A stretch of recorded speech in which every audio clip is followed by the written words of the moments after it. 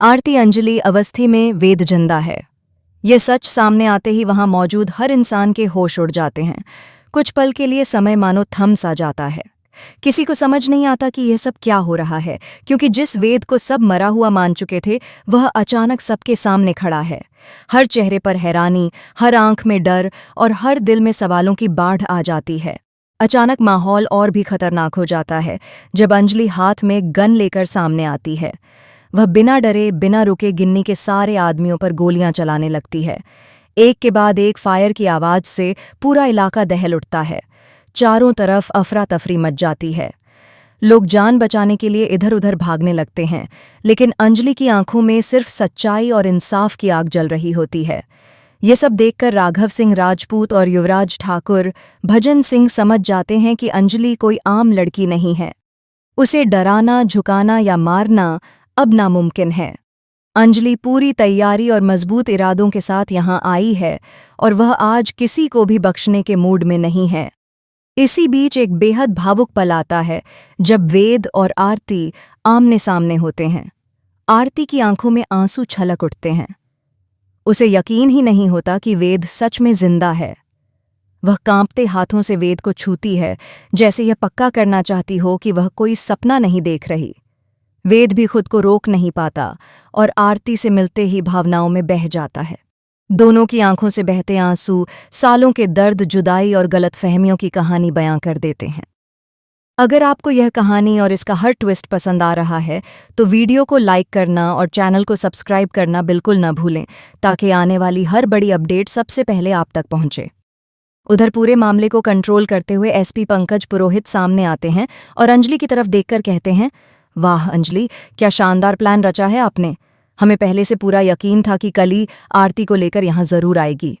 वेद के मरने के बाद भी वह उस पर अपना हक जताने से पीछे नहीं हटेगी। इसी सोच के साथ हमने रिस्क लिया और कली को आरती के साथ यहां आने दिया, ताकि सबके सामने यह साबित हो सके कि वेद पर आज भी उसी का दावा है। एसपी पंकज आगे कहते हैं, वेद जिंदा रहते भी उसी का था, और अगर वेद मर भी जाता तो मरने के बाद भी वही उस पर अपना हक जताती। यहां तक कि वही उसका अंतिम संस्कार करने की जिद करती, क्योंकि इस तरह की लड़कियों का यही बेसिक कैरेक्टर होता है। लेकिन कली ये बात भूल गई कि जहां उसकी सोच खत्म होती है वहीं से एडवोकेट अंजलि अवस्थी की सोच शुरू होती है। इसके बाद माहौल पूरी तरह बदल जाता है। एसपी पंकज सख्त आवाज में ऐलान करते हैं, कली जी, आपको अरेस्ट किया जाता है। इतना ही नहीं, उनके साथ उदय प्रताप सोनल राजवंशी को भी गिरफ्तार कर लिया जाता है। पुलिस की कार्रवाई देखकर सब समझ जाते हैं कि अब खेल पलट चुका है।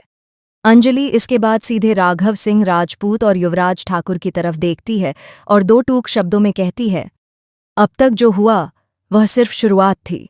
अब इस सब के बाद आप सबकी बारी है। उसकी आंखों में डर नहीं, बल्कि एक अटूट आत्मविश्वास नजर आता है।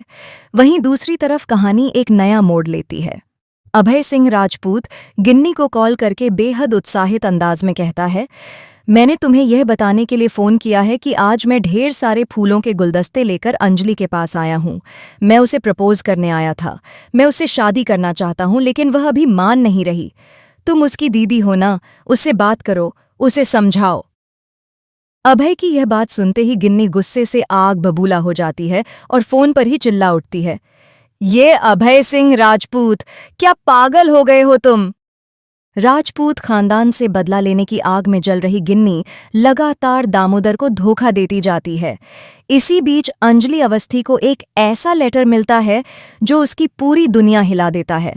उस लेटर में साफ लिखा होता है कि बस्ती के मालिक मदन गुप्ता से गिन्नी ने पूरी बस्ती खरीद ली है और अब वहां एक बड़ा शॉपिंग मॉल बनाने की तैयारी चल रही है।